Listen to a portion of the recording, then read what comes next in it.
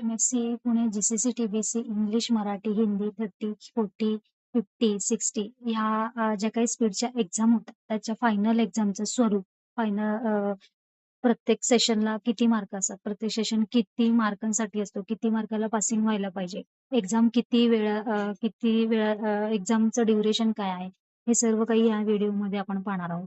तर एक्झामचं ड्युरेशन हे 90 मिनिटाचं आहे. या 90 मिनिटामध्ये आपल्याला पूर्ण सेशन आपल्याला सॉल्व्ह करायचे आहे. तर आता या 90 मिनिटाच्या सेशनमध्ये कशी क्वेश्चन्स डिव्हाइड झालेले आहेत आपण हे पाहूया. सगळ्यात सुरुवातीला एक्झाम लॉग इन करायच्या आधी एक ट्रायल पॅसेज मिळतो, जेणेकरून आपल्याला कीबोर्ड व्यवस्थित मिळाला आहे की नाही हे चेकिंग करण्यासाठी आपल्याला एक ट्रायल पॅसेज दिलेला आहे, जेणेकरून मराठीचं ज्यावेळेस एक्झाम असते त्यावेळेस अक्षरं एकमेकात अडकली जातात, कधी स्पेस पडत नाही. मग हा जो तुमच्या एक्झाम सेंटरवरती जो कीबोर्ड असतो तो तुम्हाला व्यवस्थित मिळाला आहे की नाही याची खात्री करून घेण्यासाठी एक ट्रायल सराव म्हणून स्पीड पॅसेजच्या आधी एक सराव म्हणून आपल्याला दिला गेलेला आहे. तर हा 3 मिनिटाचा ट्रायल पॅसेज आहे. हा विद्यार्थ्यांनी टाइप करून घ्यावा, जेणेकरून आपल्याला पुढचा जो स्पीड पॅसेज जो करायचा आहे त्यासाठी कीबोर्डचा अडथळा येऊ नये यासाठी ट्रायल पॅसेज आपल्याला दिलेले आहेत. 3 मिनिटाचा ट्रायल पॅसेज झाल्यानंतर आपल्याला लॉग इन आयडी आपला जे हॉल तिकीट वरती असतात ते लॉग इन आयडी आपल्याला तिथे टाकायची आहे. त्यावेळेस आपला ट्रायल पॅसेज संपेल त्यावेळेस ऑटोमॅटिक एक्झामचं लॉग इन आपल्या समोर येईल. युजर नेम आणि पासवर्ड हॉल तिकीटवरती जो सीट नंबर आहे तो विद्यार्थ्यांनी युजर नेम म्हणून वापरायचा आहे आणि त्याच सीट नंबरच्या पुढे एक पासवर्ड दिलेला असतो, तो पासवर्ड म्हणून यूज करायचा आहे. लॉग इन केल्यानंतर तुमची सगळी इन्फॉर्मेशन म्हणजे ज्या स्टुडंटनी ते लॉग इन केलं आहे त्याचा फोटो, त्याचा सीट नंबर, त्याचं नाव, सेंटर नेम, सब्जेक्ट ही सगळी इन्फॉर्मेशन त्याच्यासमोर येईल. नंतर controller log in ID password झाल्यानंतर लॉग इन स्टार्ट केलं की तुमची जी फायनल एक्झाम आहे ती चालू होते. पहिला प्रश्न सर्वांसाठी ईमेलचाच असतो. हा ईमेल 5 मिनिटासाठी आहे. हा 5 मिनिटाच्या आधी तुमचं जरी झालं 1 मिनिटात तरी आपल्याला सबमिट करता येत नाही. याला पूर्णपणे 5 मिनिटच द्यायचे आहेत. लेफ्ट साइडला जो क्वेश्चन येतोय, राइट हँड साइडला ॲज इट इज आपल्याला टाइप करायचा आहे याच्यामध्ये.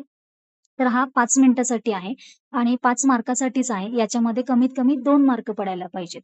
पण 2 मार्कच पासिंग असं न घेता आपण 5 पैकी 5 पूर्णपणे घेऊ शकतो. आपल्याला काही नाही, ॲज इट इज क्वेश्चन जो आहे तो इथे टूच्या याच्यामध्ये टूचा आयडी, सब्जेक्टमध्ये सब्जेक्ट, मेसेजमध्ये मेसेज आणि जी काही अटॅचमेंट दिलेली आहे ती अटॅचमेंटमध्ये आहे ती फाईल बरोबर अटॅच करून आपल्याला सेंडवरती क्लिक करायचं आहे. आपण हा एक ईमेल क्वेश्चन जो आलेला आहे तो पाहून करून घेऊयात.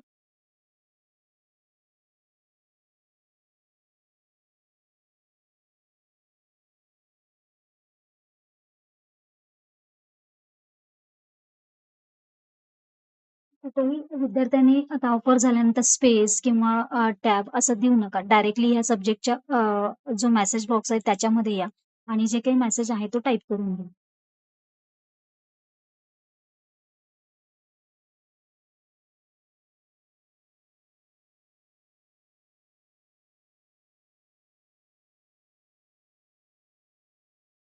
इथे सुद्धा फुल स्टॉप झाल्यानंतर अजिबात स्पेसचा वापर करायचा नाही किंवा दुसरीकडे कुठेही क्लिक करायचं नाही. डायरेक्ट अटॅचमेंटमध्ये आपल्याला जे काही सांगितलंय ती फाईल अटॅच करून घ्यायची. umbrella.jpg नावाची फाईल आपल्याला अटॅच करायची आहे. तर ह्या पिनच्या बटनला अटॅचमेंटला क्लिक करायचं.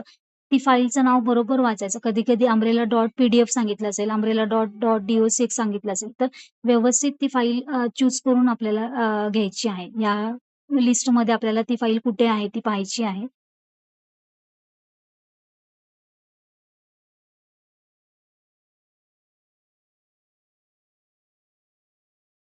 हे पहा umbrella.jpg चुकून एखाद्या वेळेस हीच फाईल पी-डी-एफची सुद्धा असू शकते खाली. तर एकदा नीट व्यवस्थित बघून घ्या. .jpgच आहे की .pdf आहे का बाकीच्या कुठल्या एक्सटेन्शनची फाईल आहे. जी दिली तीच फाईल इथे अटॅच करायचं आहे. इथं सेंडला क्लिक करायचं आहे. पण 5 मिनिट झाल्यानंतरच हा क्वेश्चन एक्झाममध्ये सबमिट होणार आहे. त्यासाठी व्यवस्थित 5 मार्कासाठी क्वेश्चन आहे आणि 5 मिनिट आहेत. निवांत वेळ आहे. त्यामुळं न चुकता इथे टाइप करून घ्यायचं, जेणेकरून 5 पैकी 5 मार्क पूर्णपणे इथे कव्हर होण्याचा प्रयत्न करायचा.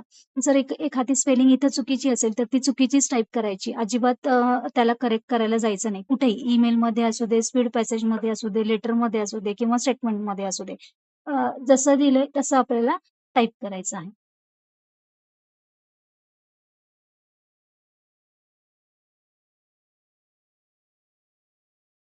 5 मिनिट झालं, की हा क्वेशन तुमचा ऑटोमॅटिक सबमिट होणार आहे. त्यानंतर तुमचा सेकंड क्वेशन जो येईल तो आपल्याला स्पीड पॅसेजचा असणार आहे. स्पीड पॅसेज सगळ्यांनाच माहिती आहे 40 मार्काचा स्पीड पॅसेज असतो. 7 मिनिटाचा टाईम आहे. आपल्याला 40 पैकी 16 मार्क पडायला पाहिजेत पासिंगसाठी. ईमेल पुन्हा एकदा सांगते, पहिला प्रश्न तुम्हाला ईमेलचा येईल. ईमेल 5 मार्कासाठी असेल, 5 मिनिटासाठी असेल. 5 पैकी कमीत कमी 2 मार्क घ्यायचे. पण कमीत कमी 2 मार्क घ्यायचे नाहीयेत आपल्याला. पूर्ण 5 पैकी 5 असे कव्हर करायचे. त्यासाठी जसा क्वेशनमध्ये दिलेला आहे तसं ॲज इट इज व्यवस्थित स्पेलिंग मिस्टेक न करता जर टाइप केलं, तर पूर्णपणे 5 पैकी 5 मार्क मिळतात. हा सबमिट झाला की आपल्यासमोर स्पीड मॅटर आता ओपन होईल.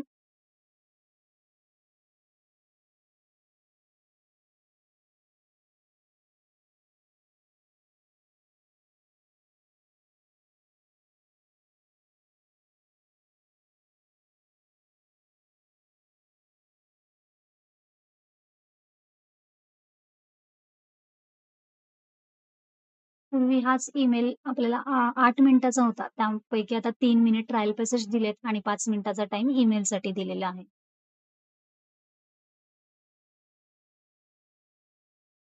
इथे आपल्याला 5 मिनिटं थांबावंच लागणार आहे.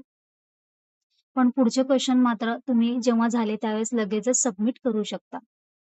पण स्पीड पॅसेजमध्ये कुणीही सबमिटची घाई करू नका. जर पॅसेज झाला तर तुम्ही तिथे वाचून घ्या. कुठे स्पेलिंग करेक्ट करायची असेल तर करून घ्या. टॅब दिले नाही तर टॅब द्या. स्पेस दिला नसेल तर स्पेस द्या.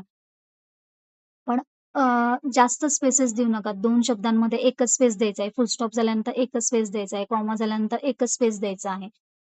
एक स्पेसपेक्षा जास्त स्पेस किंवा जास्त टॅब असे द्यायला जायचं नाही.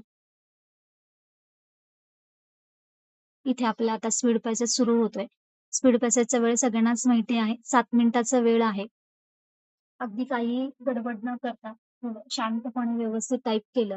गडबड गोंधळून जाऊ नका. गडबड गोंधळ केली की पुन्हा स्पेलिंग मिस्टेक व्हायला लागतात. मग आपण जास्त बॅकस्पेस यूज करायला लागतो. मग परत वेळ जातो आणि मग वेळ गेला की मग आपला पॅसेज अपूर्ण राहतो आणि मग स्पेलिंग मिस्टेक होतातच होतात आणि परत पॅसेज राहिलेला असतो. मग त्यामुळं पासिंगचे चान्सेस कमी राहतात.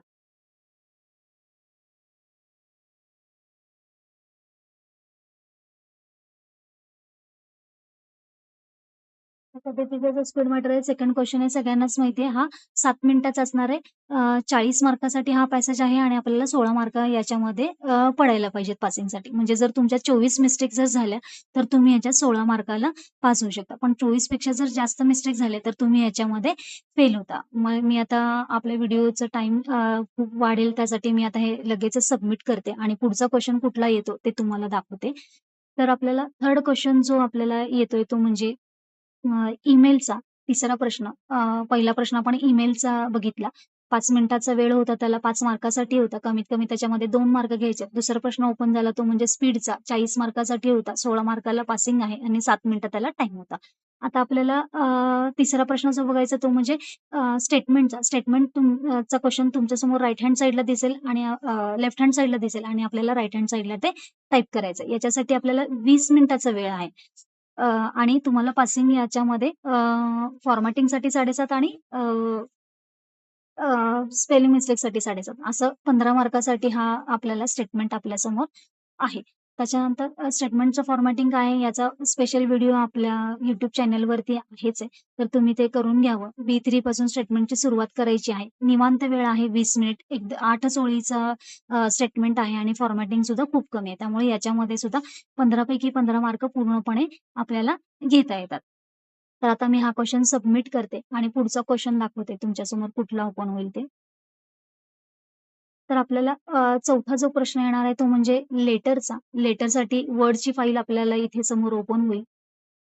तर वर्डमध्ये आपल्याला एक लेटर दिला आहे. तो लेटर ॲज इट इज आपल्याला टाइप करून याचं फॉर्मॅटिंग करायचं आहे. याला आपल्याला अर्धा तासाचा वेळ आहे. हा सुद्धा 15 मार्कासाठीच आहे. 7.5 मार्क याला फॉर्मॅटिंगला असतात आणि 7.5 मार्क स्पेलिंग मिस्टेकला असतात. त्यामुळं स्पेलिंग मिस्टेक जर नाही केल्या आणि फॉर्मॅटिंग सुद्धा सांगितल्याप्रमाणे केलं, तर 15 पैकी 15 मार्क ह्याच्यात सहजपणे मिळू शकतात. म्हणजे 3 सेशनमध्ये आपले मार्क सहजपणे पूर्ण पैकीच्या पैकी मिळू शकतात. एक म्हणजे ईमेलमध्ये 5 पैकी 5 मिळवता येतात. या लेटरमध्ये सुद्धा 15 पैकी 15 मिळवता येतात आणि स्टेटमेंटमध्ये सुद्धा 15 पैकी 15 मिळवता येतात. याला टाईम सुद्धा जास्त आहे, त्यामुळे निवांत जरी टाइप केलं तरी खूप छान पद्धतीने हे आपलं लेटर फॉर्मॅटिंग आणि सगळ्या गोष्टी होऊन जातात. पुन्हा एकदा सांगते, लेटरसाठी 30 मिनिटाचा वेळ आहे, म्हणजेच अर्धा तासाचा वेळ आहे आणि हे 15 मार्कासाठी असणार आहे आपल्याला. येस. ज्यावेळेस हा लेटरचा क्वेश्चन आपला सबमिट होईल, त्यावेळेस आपल्या समोर थेअरीचा पेपर ओपन होईल. थेअरी पेपरमध्ये आपल्याला 25 प्रश्न आहेत. 25 प्रश्न 25 मार्कासाठी आहे. म्हणजेच एक प्रश्न 1 मार्कासाठी असतो. अशा पद्धतीने आपल्याला फक्त याच्यामध्ये 10 मार्क घ्यायचे म्हणजे 40% पासिंग आहे. स्पीड पॅसेजमध्ये 40 पैकी 16 पडायला पाहिजे आणि याच्यामध्ये 25 पैकी 10 पडायला पाहिजे. ह्या फक्त 2 सेशनसाठी सेपरेट पासिंग आहे. बाकी ईमेल, लेटर आणि स्टेटमेंट हे 35 मार्काचे होतात. 35 पैकी आपल्याला फक्त 14 मार्क घ्यायचे. बाकी त्याच्यामध्ये पासिंगसाठी कंपल्सरी नाही आहे. त्याच्यात पासिंग होतोच कंपल्सरी.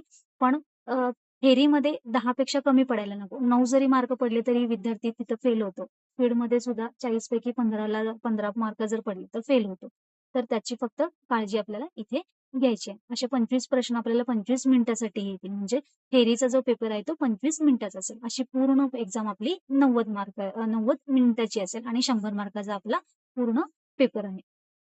तर पहिला प्रश्न आपल्याला ईमेलचा येईल, दुसरा प्रश्न स्पीडचा येईल, तिसरा प्रश्न आपल्याला ईमेलचा येईल, चौथा प्रश्न आपल्याला लेटर येईल आणि लास्टचा प्रश्न आपला थेअरीचा असेल. थेअरी म्हणजे ऑब्जेक्टिव्ह क्वेश्चन असेल, वरती क्वेश्चन असेल, खाली 4 ॲन्सर्स असेल. आपल्याला हा जर क्वेश्चन मराठीमध्ये नको असेल, इंग्लिशमध्ये जर हवा असेल, तर आपण याला इंग्लिशमध्ये सुद्धा घेऊ शकतो. वन बाय वन आपण हा क्वेश्चन सॉल्व्ह पण करू शकतो. जर याचा ॲन्सर आला नाही, तर नेक्स्ट करून आपण दुसरा क्वेश्चन सुद्धा पाहू शकतो. आणि जर आधीचं क्वेश्चन बघायचं असेल, तर प्रिव्हियस करून आपण आधीच्या क्वेश्चन्सला जाऊ शकतो. मी आता क्लिक करून पुढे जाते आहे. असं आपण झालेला क्वेश्चन आपल्याला ग्रीन मार्कमध्ये दिसेल. जे राहिलेत ते क्वेश्चन्स आपल्याला इथे ब्लॉक्समध्ये दिसून येतीलच. स्टेप बाय स्टेप एक क्वेश्चन आपण अशा पद्धतीने सॉल्व्ह करू शकतो. आणि ईमेल जो आहे तो 30 आणि 40 साठी येतो. 50 साठी मोबाईल कॉम्प्युटिंग नावाचे 5 प्रश्न येतात ईमेलच्या जागी आणि 60 ला पॉवर पॉइंटचे प्रश्न येतात ईमेलच्या जागी. बाकी सगळं लेटर, स्टेटमेंट, पासिंग सेशन वगैरे तेवढ्याच मार्कांसाठी आहे. तर अशा पद्धतीने हा पूर्ण एक्झामचा पॅटर्न, एक्झामचं स्वरूप आहे. तर तुम्ही पूर्णपणे हा व्हिडिओ ऐकून सर्व काही पाहू शकता. मी आता हे 11 क्वेश्चन माझे सबमिटेड झालेले आहे. मी पटापटा क्वेश्चनला क्लिक करून मी एक्झाम संपवते.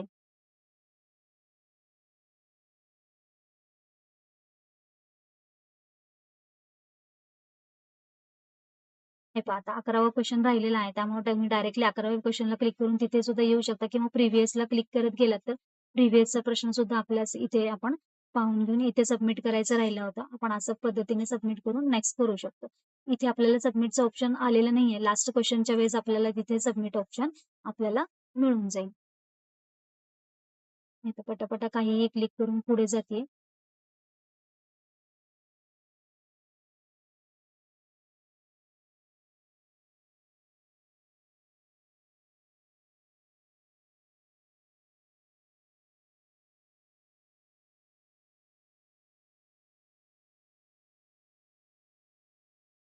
ठीक आहे. 25व्या प्रश्नाला आपल्याला इथे वरती सबमिटचं बटन आलेलं दिसेल. अशा पद्धतीने आपली एक्झाम, फायनल एक्झाम असेल. Thank you.